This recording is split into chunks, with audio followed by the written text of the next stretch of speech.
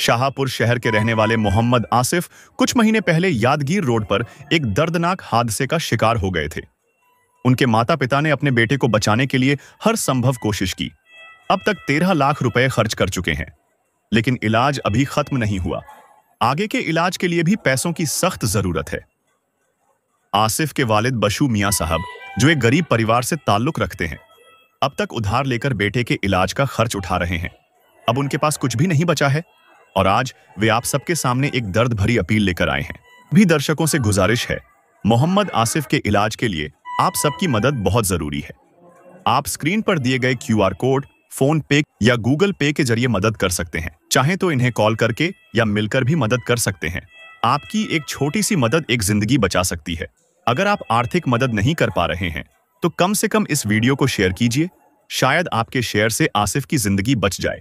तो मेरे बेटे का एक्सीडेंट होना बहुत मजबूर है, आदमी भी मजबूर है। मैं बहुत 12-13 लाख रुपए डाली है, अभी आगे बताने पैसा नहीं है। अब मेरे को 2 जने खाली 2 जने मिला के मेरे को साथ दे रहे हैं। आप लोग मदद करें तो बहुत अच्छा होता। मैं तो बहुत मजबूर हूँ, लोगों माँ हूँ। मैं मेरे बेटे को बचाने की कोशिश, आपकी दुआ है। लोगों मेरे को तो आगे बोले नहीं आता। देखो साहब,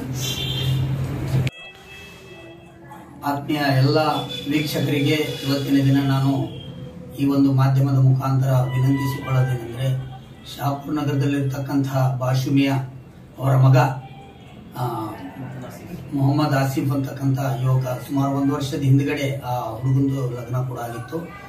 ಆಕಸ್ಮಿಕವಾಗಿ ಶಾಹಪುರಿಂದ ಕೆಲಸಕ್ಕಾಗಿ ಹೋಗುವಂತಹ ಸಂದರ್ಭದಲ್ಲಿ ಯಾದಗಿರಿ ಹೆದ್ದಾರಿಯಲ್ಲಿ ಅಪಘಾತ ಆಗ್ತದೆ.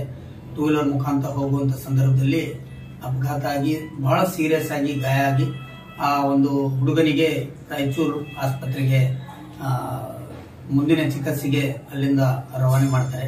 ಅಲ್ಲಿಂದ ಚಿಕಿತ್ಸೆ ಫಲಕಾರಿಯಾಗದೆ ಬೇರೆ ಬೆಂಗಳೂರು ಕೂಡ ಹೋಗ್ತಾರೆ. ಮತ್ತೆ ಅಲ್ಲಿ ದುಡ್ಡಿನ ಎಲ್ಲ ಇವರಲ್ಲಿ ಇರ್ತಕ್ಕಂತಹ ಮನೆ, ತಮ್ಮ ಬಂಗಾರ ಒಡವೆಗಳನ್ನು ಎಲ್ಲ ಒತ್ತಿಟ್ಟು ಅವ್ರು ಏನೇನು ಪ್ರಯತ್ನ ಮಾಡಬೇಕು, ಅವ್ರ ತಂದೆ ತಾಯಿ ಬಡವರು ನನ್ನ ಜೊತೆ ಕೂಡ ಇದ್ದಾರೆ.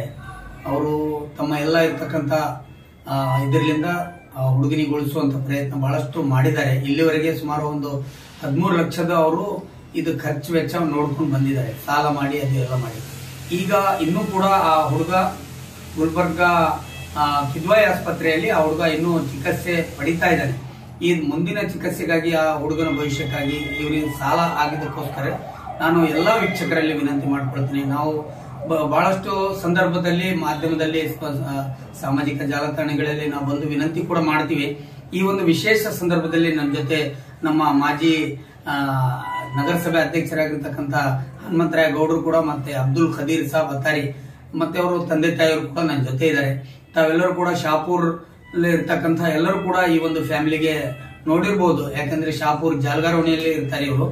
ಬಹಳ ಅತಿ ಬಡವರು ಇರ್ತಕ್ಕಂಥ ಫ್ಯಾಮಿಲಿ. ಅದಕ್ಕೋಸ್ಕರ ನಾನು ಎಲ್ಲಾ ಜನತೆಯಲ್ಲಿ ತಾವೆಲ್ಲರೂ ಕೂಡ ತಮಗೆ ಕೊಟ್ಟಿರ್ತಕ್ಕಂಥ, ದೇವರು ಕೊಟ್ಟಿರ್ತಕ್ಕಂಥದ್ರಲ್ಲಿ ಏನಾದರೂ ಸಹಾಯ ಮಾಡಿ, ಈ ಒಂದು ಸ್ಕ್ರೀನ್ ಅಲ್ಲಿ ಅವ್ರದ್ದು QR ಕೋಡ್ ಇದು ಕೂಡ ಹಾಕಿದ್ದಿದೆ, UPF, ಅದ್ರಕ್ಕೆ ತಾವು ಸ್ಕ್ಯಾನ್ ಮಾಡಿ ಆ ಫ್ಯಾಮಿಲಿಗೆ ಹೆಲ್ಪ್ ಮಾಡ್ಬೇಕಂತ ಹೇಳಿ ನಾ ಮಾಧ್ಯಮದ ಮುಖಾಂತರ ಎಲ್ಲ ನನ್ನ ಸಹೋದರರಿಗೆ ನಾವು ವಿನಂತಿ ಮಾಡ್ಕೊಳ್ತೀನಿ. ತಾವೆಲ್ಲರೂ ಕೂಡ ಇವರು ಫ್ಯಾಮಿಲಿಗೆ ಹೆಲ್ಪ್ ಮಾಡ್ಬೇಕಂತ ಹೇಳಿ ನಾನು ವಿನಂತಿ ಮಾಡ್ತೀನಿ. ಜೈ ಹಿಂದ್, ಜೈ ಕರ್ನಾಟಕ.